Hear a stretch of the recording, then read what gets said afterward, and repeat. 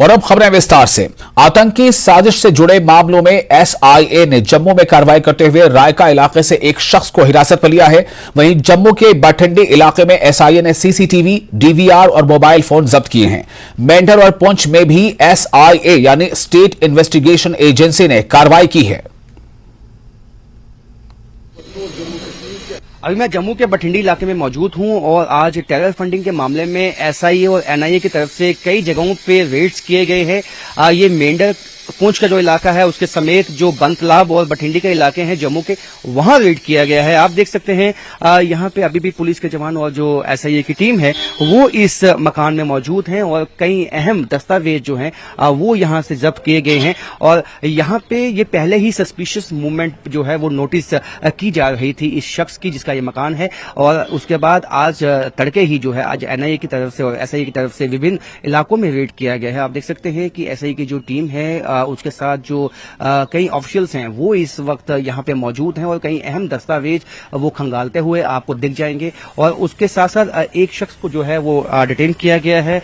उससे भी कई जो अहम जो इंफॉर्मेशन है वो मिलने की संभावना है। जिस तरह से यहाँ पे टेरर मॉड्यूल को वापस जो है रिवाइव करने की कोशिश है जम्मू सूबे में, उसको बस्ट करने की, उसको ध्वस्त करने की कोशिश है स्टेट जो इन्वेस्टिगेटिव एजेंसीज हैं और जो नेशनल इन्वेस्टिगेटिव एजेंसीज हैं उन दोनों की कोशिश है। तो उसी सिलसिले में आज ये रेड विभिन्न जगहों में किया गया है। कैमरामैन चांद के साथ राजन वैद।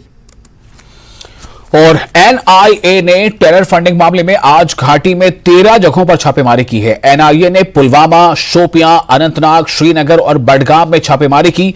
एजेंसी ने श्रीनगर के हाजिदरपुरा में छापेमारी की है। पुलवामा के छत्तापुरा और रत्नीपुरा समेत 5 जगहों पर छापेमारी कर 3 लोगों फयाज अहमद वानी और उनके 2 बेटों को पूछताछ के लिए हिरासत में लिया गया है।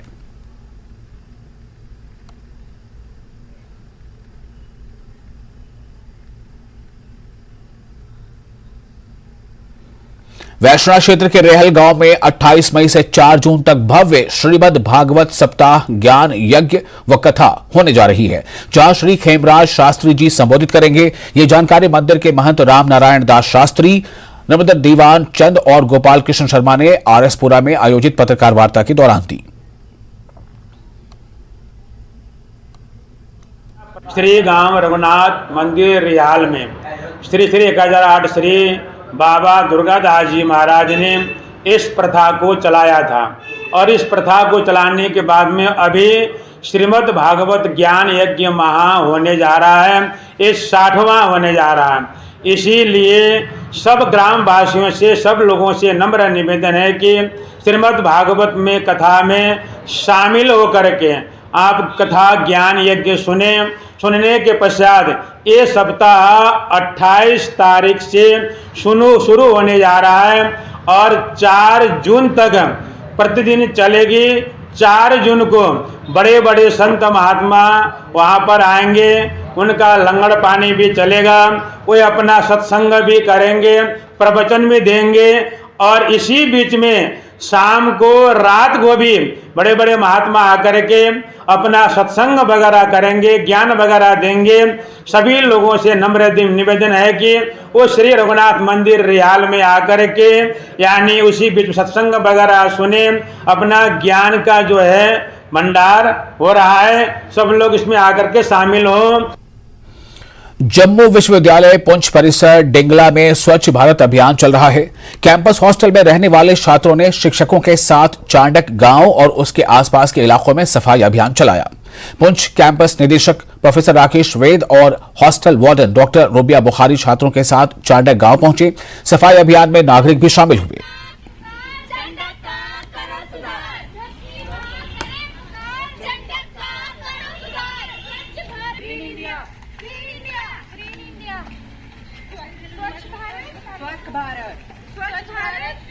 यहाँ की बच्चियों ने और बच्चों ने यहाँ पे मिलकर और यहाँ के जो सिटीजन हैं सेंटर के साथ जो पूरी दुनिया में, जो पूरे हिंदुस्तान में चल रहा है, जम्मू कश्मीर में भी हो, और आज पुंछ में ये यूनिवर्सिटी से शुरू हुआ है। तो मैं वाकई साहब को मुबारकबाद देता हूँ और बच्चों को मुबारकबाद देता हूँ और बच्चों को मुबारक देता हूँ, चंद के लोगों को मुबारकबाद देता हूँ कि ये यूनिवर्सिटी जो है ये हमारे लिए एक एहसास है। इस मौके पर मैं यही कहूँगा कि आओ मिलजुल के हम सफाई की तरफ ध्यान दें, और जहाँ भी हो, जहाँ भी कोई गंदगी उसको दूर करें और एक अच्छा माहौल पैदा करें, एनवायरमेंटल के हिसाब से भी, माहौलियात के हिसाब से भी। लोगों ने जो गंद आसपास की जगह पे फेंका था अपने घर से बाहर, उसको हमने कलेक्ट करके इनको कलेक्ट किया और इसको हम डिस्ट्रीब्यूट क्लीन कर देंगे। इसको हम पूरा इकट्ठा करके हमने क्लीन किया और हमारे साथ पूरे क्लास में हमने एक रैली निकाली जिसमें हमने सारों ने पार्टिसिपेट किया। बढ़ आगे तक करें कि वो घर से जो कूड़ा निकाल रहे हैं उसको खुद ही डिस्पोज करना सीखें और आगे बढ़े आपके क्लीन इंडिया, ग्रीन इंडिया की तरफ एक स्टेप बढ़ाएं। पंग्लिश त्राल की मंडाला कलाकार माहिरा शाह ने दुनिया के सबसे छोटी शिकारा बनाकर इंडिया बुक ऑफ रिकॉर्ड में नाम दर्ज कराया था। अब माहिरा का नाम वर्ल्ड बुक ऑफ रिकॉर्ड्स में भी शामिल हो गया है। माहिरा को इंटरनेशनल बुक ऑफ रिकॉर्ड से गोल्ड मेडल मिला है, जिससे क्षेत्र में खुशी की लहर दौड़ गई है। माहिरा की कामयाबी पर पंग्लिश त्राल में जश्न का माहौल है और रिश्तेदार और दोस्त माहिरा को शुभकामनाएं दे रहे हैं, बधाइयां दे रहे हैं।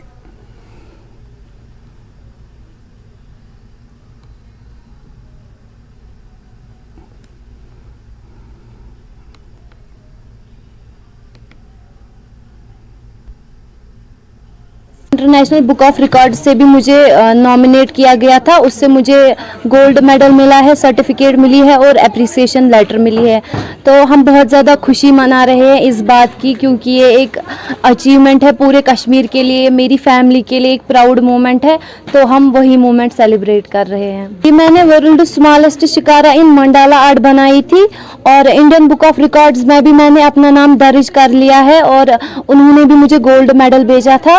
उसके बाद इंटरनेशनल बुक ऑफ रिकॉर्ड्स ने मुझे नॉमिनेट किया और उसके बाद उन्होंने मुझे गोल्ड मेडल भेजा।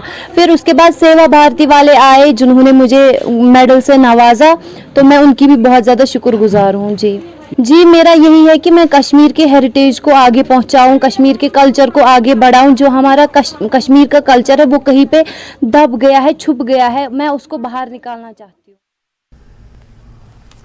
और आगे बढ़ते हैं। बिश्ना प्रखंड के सिकंदरपुर के किसान इन दिनों काफी मायूस नजर आ रहे हैं। किसानों का कहना है कि वो लंबे समय से अपने खेतों में तरह तरह की सब्जियां लगा रहे हैं, लेकिन जब सब्जियां जम्मू की मंडी में भेजी जाती हैं तो किसानों को उचित दाम नहीं मिल पाता है।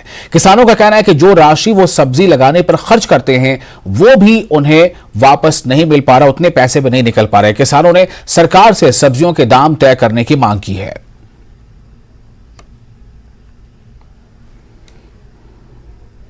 सर मैं शाम सिंह चाड़क सिकंदरपुर बागबानी लाई दी सर असें कोई 40 कनाल दे विच और इत्थै बागबानी दे कन्नै कन्नै बागबानी दे सारे गै प्रोडक्ट साढ़े कोल हैन, जियां कि निंबू, कीनो, मसम्मी, संतरा और भी जेह्ड़े सिट्रस दे रिलेटेड जेह्ड़ियां आइटम्स सारियां हैन, सेब तक आइटमां असें लाई दियां न।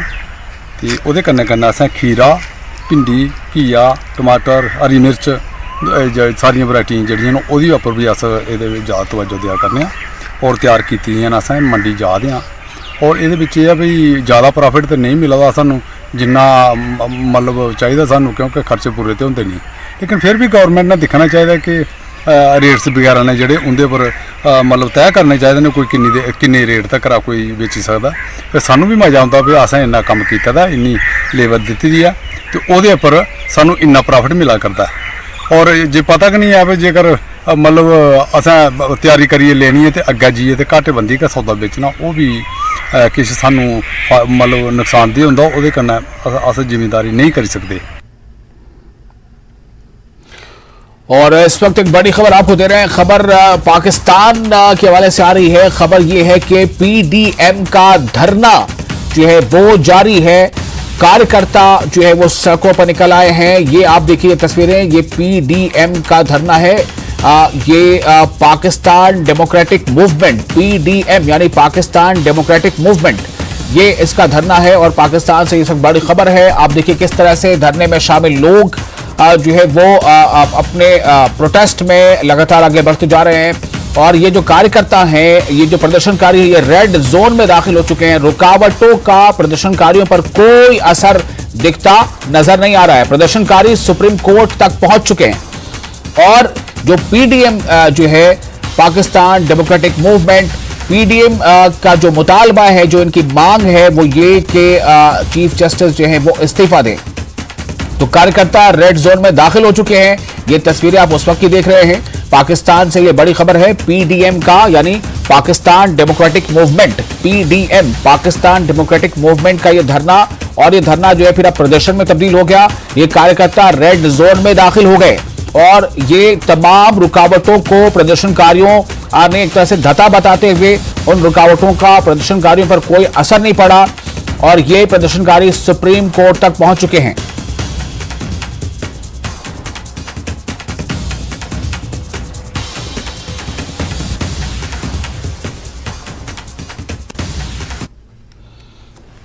फिलहाल एक छोटा सा ब्रेक लेते हैं, खबरों का सिलसिला ब्रेक के बाद जारी रहेगा।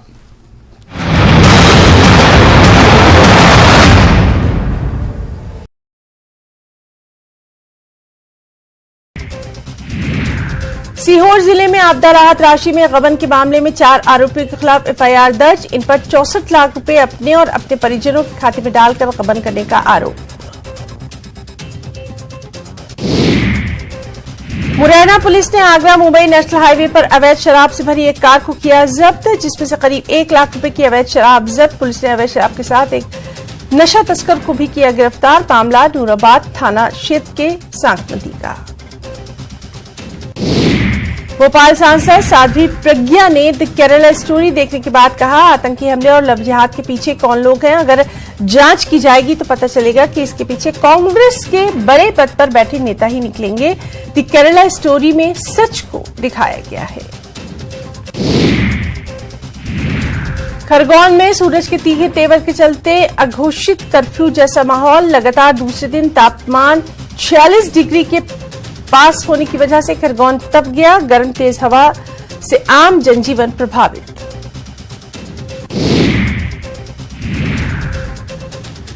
नक्सलियों को लेकर MP CG आमने सामने। CM शिवराज के बयान पर भूपेश बघेल का पलटवार। कहा, MP में नक्सली नहीं होते तो मारते।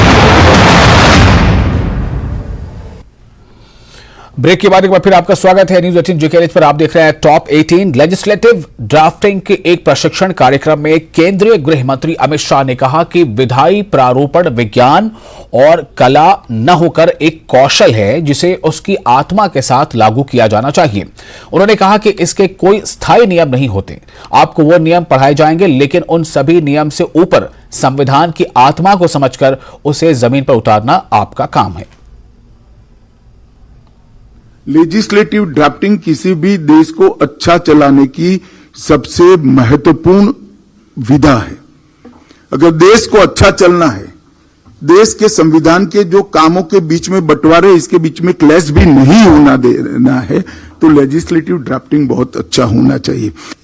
मोदी जी के प्रधानमंत्री बनने के साथ हमने कानूनों के क्षेत्र में ढेर सारा काम किया है। 2015 से अब तक कई सारे इरिलेवेंट कानूनों को निरस्त करने का काम हमने किया है। लगभग 2000 के आसपास कानूनों को निरस्त कर दिया। कानूनों को जंगल से वकीलों को और समाज को दोनों को मुक्ति देने, अदालतों को भी मुक्ति देने का काम नरेंद्र मोदी सरकार ने किया है।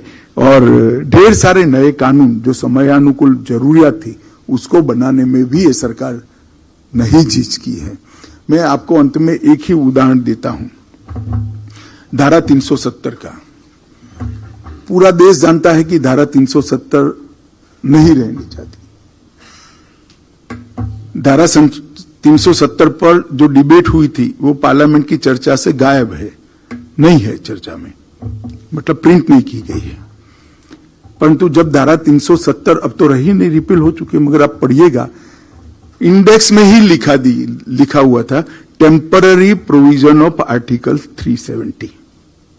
अगर ये टेम्पररी शब्द ना होता तो क्या होता बताइए। Temporary provision of article 370। आप मुझे बताइए, भला कोई संविधान का आर्टिकल टेम्पररी हो सकता है? जिसने भी ड्राफ्ट किया होगा और संविधान सभा दोनों का कितनी बुद्धिमत्ता के साथ बारीक सोच कर टेम्पररी शब्द को ऐड किया था। कभी कोई आर्टिकल टेम्पररी नहीं हो सकता है, वो बदल सकता है। बनाते वक्त इसके सामने टेम्पररी, आप आज भी इंडेक्स पढ़िएगा पुराना संविधान लेकर, नए में तो अब निकल चुका है, परंतु लिखा है टेम्पररी प्रोविजन ऑफ आर्टिकल 370। मैं इतना ही कहना चाहता हूं, हम जब कानून लिखते हैं उस वक्त लेजिस्लेटिव की मंशा को स्पष्टता के साथ, दुविधा के बगैर, सरल और स्पष्ट शब्दों में व्याख्यायित करते हुए नहीं झिझकना चाहिए। और फिर से एक बार कहता हूं, आपका लिखा हुआ कानून, उसका सर्टिफिकेट क्या हो सकता है? लेजिस्लेटर कैसा भाषण करता है पार्लियामेंट में, वो नहीं हो सकता है। 25 साल तक उस पर कानूनी विवाद न हो और कोर्ट इसके अंदर इंटरवीन न करे, वो ही सर्टिफिकेट आपके लिखे हुए कानून का हो। और आगे बढ़ते हैं, लेह की नुब्रा घाटी के चांगलोंग गांव में कृषि गतिविधियों के लिए पानी की कमी थी, लेकिन सेना ने मिशन अमृत सरोवर के तहत जलाशयों का निर्माण कर इस समस्या का समाधान किया है। स्थानीय लोग काफी खुश हैं। पेश है नुब्रा वैली से हसीना बानो की यह खास रिपोर्ट।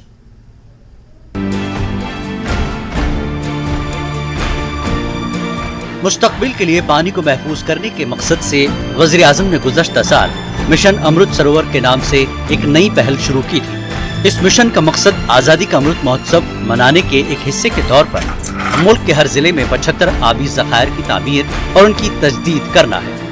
लद्दाख के दूर दराज इलाकों में भी मिशन अमृत सरोवर के फायदे पहुँचाए जा रहे हैं। लेकिन नुब्रा वादी के चांगलुंग गाँव में लोगों को आबपाशी का बड़ा मसला रहता था, लेकिन अब मिशन अमृत सरोवर के जरिए इसे हल किया गया है। फौज ने इस अहम काम को अंजाम दिया है। न्यूज़ 18 की नुमाइंदा हसीना बानो इस ज़िमन में मज़ीद तफसीलात फराहम कर रही हैं। न्यूज़ 18 मौजूद है चांगलुंग विलेज में, जो कि एक रिमोट विलेज है, जो कि दिस्कित से 70 किलोमीटर पे है और सेचिंग ग्लेशियर के पास में है। इस गांव में जो सबसे ज़्यादा प्रॉब्लम यहाँ के लोग फेस करते थे वो था पानी की। यहाँ पे इरिगेशन बहुत ही रेयर होता था, बहुत ही कम इरिगेशन यहाँ पे होता था, जिसका मेन रीज़न था यहाँ पे पानी की कमी होना। यहाँ पे जो इस जगह पे ग्लेशियर ना होने के कारण थोड़ा सा ही पानी आता था, जिसके वजह से यहाँ पे नीचे तक पानी ना पहुँचने के कारण यहाँ पे इरिगेशन का प्रॉब्लम लोगों को फेस करना पड़ता था। इस वजह से इंडियन आर्मी की तरफ से एक डैम बनाया गया है, जैसे आप मेरे पीछे देख सकते हैं। इस डैम में यहाँ पे लोग पानी स्टोर कर सकते हैं और उसी के साथ साथ धीरे धीरे यहाँ पे इरिगेशन भी शुरू कर सकते हैं। फौज के इस इक़दाम से मकामी लोग काफी खुश हैं। लोगों ने फौज का शुक्रिया अदा किया। लोगों ने कहा कि पानी की दस्तयाबी से वो अपने खेतों को सैराब कर सकते हैं। यहाँ पे एक छोटा सा तालाब है, उसमें पूरा मिट्टी भर के बहुत सालों से हमें बहुत प्रॉब्लम हुआ था पानी के लिए।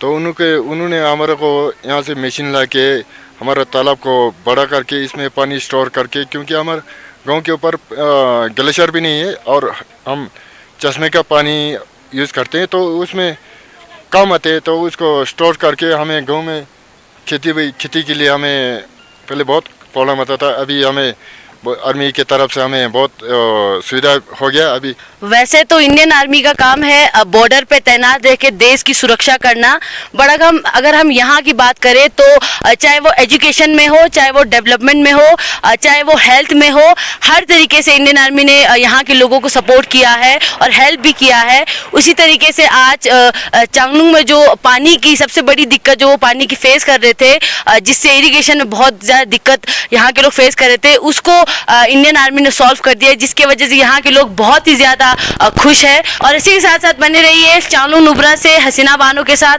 न्यूज़ 18 जम्मू कश्मीर लद्दाख। और इस वक्त एक और अहम खबर आपको हम बता दें कि ये जो खबर आपने देखा है, इसमें वहाँ पर जो लोगों की खुशियाँ वो अपनी जगह पर हैं, लेकिन साथ साथ एक और अहम खबर, शिमला नगर निगम चुनाव के लिए मेयर और डिप्टी मेयर का नाम फाइनल हो गया है। सूत्रों के माने तो सुनील चौहान अब शिमला के नए मेयर होंगे। वहीं डिप्टी मेयर के नाम को लेकर जो एक सस्पेंस लगा था, उसमें भी आप क्लियर तस्वीर बनकर सामने आ गई। वो है उमा कौशल का। उमा कौशल का नाम तय हो चुका है। कांग्रेस पार्षदों से राय लेने के बाद यह नाम फाइनल किया गया है। वहीं मतदान के बाद इस पर अंतिम मुहर भी लग ही चुकी है। लगभग सिर्फ जो बात है वो है औपचारिक घोषणा की। इसके लिए सुरेश चौहान के साथ कैबिनेट मंत्री हर्षवर्धन चौहान भी इस वक्त मौजूद रहे थे। और खबर यह भी है कि सुरेश चौहान सीएम से मिले हैं और शाम 6 बजे उन्होंने एक पार्टी भी देने की घोषणा की है। शिमला नगर निगम के नवनिर्वाचित 34 पार्षदों को आज शपथ दिलाई गई। एडीसी शिव प्रताप सिंह सभी पार्षदों को उन्होंने शपथ दिलाई।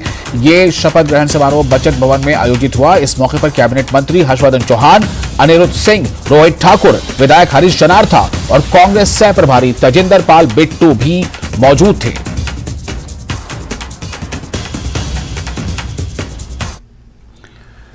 हिमाचल प्रदेश पथ परिवहन निगम के चालक यूनियन ने रात्रि से बस सेवा ठप करने की हड़ताल वापस ले ली है।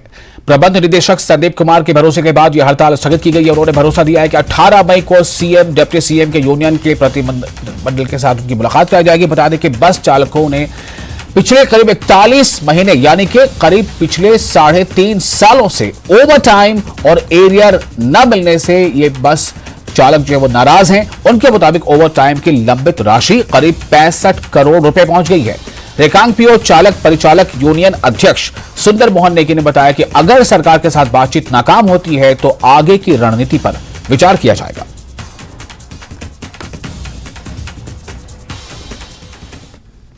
हम जो यूनियन के लोग हैं और हमारे जो मैनेजमेंट के लोग हैं, डिप्टी सीएम साहब हैं, इनसे सबसे रेगुलर इन टच थे और जो यूनियंस की डिमांड्स हैं उनको भी समय पर हम पूरा करते रहते हैं। हालांकि एचआरटीसी की वित्तीय स्थिति बहुत अच्छी नहीं है। अभी हाल में ही इनको हमने 2 महीनों का जो है वो ओटीए रिलीज़ किया और अभी भी इंश्योर किया है कि इस महीने के अंत तक जो है वो और 21 जो ओटीए की हम इनको दे देंगे।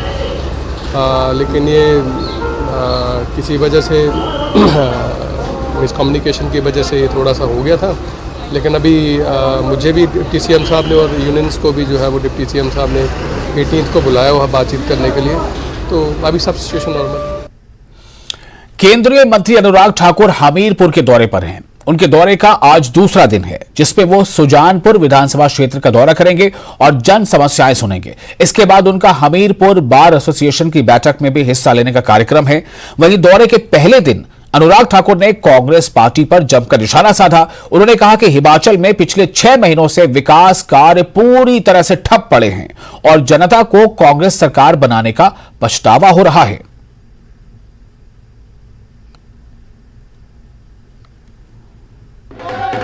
मैं इतना ही कहूंगा कि राज्य की सरकार को अवसर मिला है काम करने के लिए।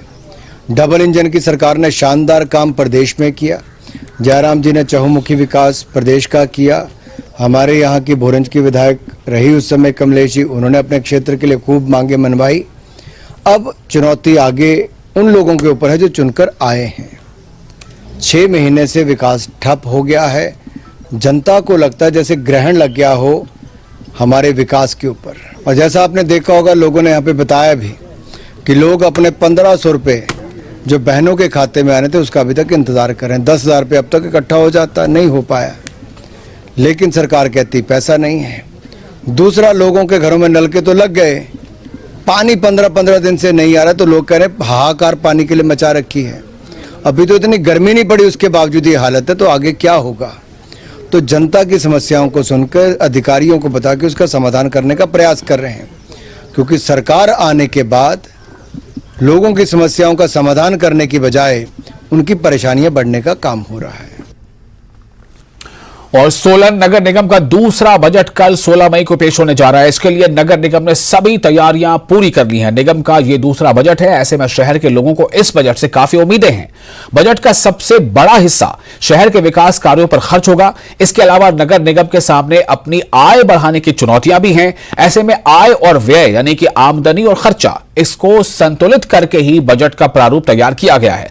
नगर निगम के कमिश्नर जफर इकबाल ने बताया है कि सोलन शहर में ग्रीन एनर्जी सोलर पैनल को प्रमोट किया जाएगा। इसे लेकर भी बजट में प्रावधान किया जाएगा। साथ ही शहर के सौंदर्यीकरण, पार्किंग को लेकर भी खास ध्यान रखा जाएगा।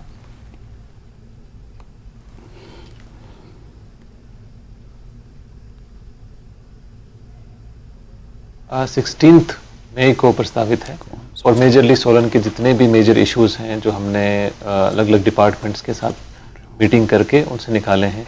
हमारे इश्यूज हैं कि रोड साइड पे मेजर जो रोड्स हैं उनकी साइड पे ड्रेन्स हैं, जो ओपन ड्रेन्स हैं उनको कवर करना है, पेडेस्ट्रियन स्पेस क्रिएट करनी है। उसके बाद यहाँ पे ग्रीन एनर्जी के लिए सोलर पैनल्स को कैसे प्रमोट किया जा सकता है ताकि लोगों की उससे ग्रीन एनर्जी भी प्रोड्यूस हो और लोगों के बिल्स भी कम हो।